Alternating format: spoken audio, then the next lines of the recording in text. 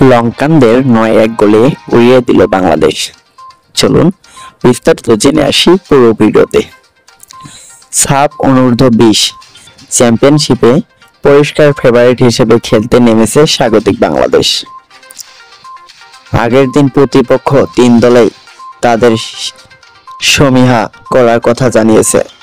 শুক্রবার টুর্নামেন্টের প্রথম ম্যাচেই সেই প্রমাণ দিয়েছে কিংস অ্যারেনায়। শ্রীলঙ্কার মেয়েদের বিপক্ষে প্রথমার্ধে ৩-০ গোলে এগিয়ে ছিল বাংলাদেশ। শেষ পর্যন্ত আফিদা খন্দকারের দল তাদেরকে ৯-১ গোলের ব্যবধানে উড়িয়ে দিয়েছে। হ্যাটট্রিক করেছেন সাগরিকা। বসুন্ধরা কিংস অ্যারেনায় শুক্রবার থেকে শুরু হয়েছে অনূর্ধ্ব-20 নারী চ্যাম্পিয়নশিপ। টুর্নামেন্টের উদ্বোধনী হয় বাংলাদেশ ও শ্রীলঙ্কার ম্যাচ দিয়ে। দক্ষিণ এশিয়ায় নারী ফুটবলে বাংলাদেশের শ্রেষ্ঠত্ব আগে ছিল। কিছুদিন আগেই তারা নারী এশিয়া কাপে প্রথমবারের মতো জায়গা নিশ্চিত করে।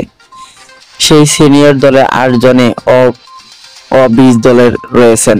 ফলে স্বাগতিক বাংলাদেশের বয়সভিত্তিক সাফে শ্রীলঙ্কাকে বড় ব্যবধানে হারানো স্বাগতিকরা। লঙ্কানদের বিপক্ষে সাগরিকা হ্যাটট্রিক, মুনকি আক্তার জোড়া গোল এবং স্বপ্না রানী, রূপা, শান্তি, মার্দি ও শিখা আক্তার একটি করে গোল করেছেন। ৯০ মিনিটের শেষ ইনজুরি সময়ে শ্রীলঙ্কা ১ গোলে পরিশোধ করে।